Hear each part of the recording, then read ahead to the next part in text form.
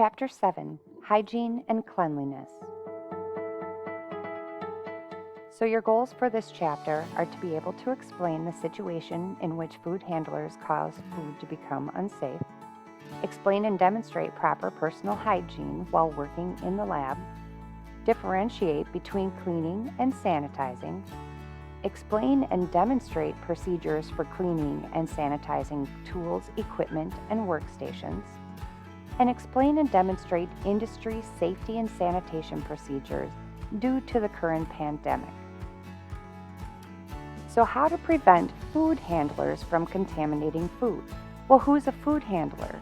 Anybody who has the ability to come in contact with food. So it includes cooks, servers, and dishwashers. So what are some situations which food handlers can contaminate food? Well, there's many. The biggest one is coming in contact with unclean hands. So food handlers who do not wash their hands run the risk of contaminating food.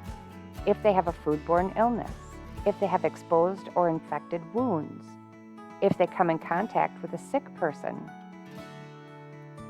by touching their face, body, or hair, if they have contaminated hands because they've touched something creepy, if they have diarrhea, vomiting, jaundice, if they're eating, drinking, or smoking, chewing gum or tobacco while preparing food, and if they've got a cut or an injury that's causing blood or body fluids to seep into the food.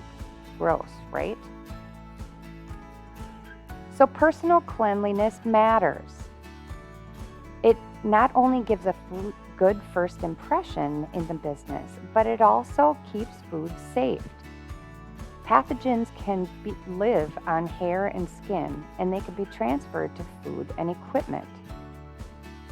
The requirements are to bathe or shower before you work. Keep your hair clean. Have clean clothing.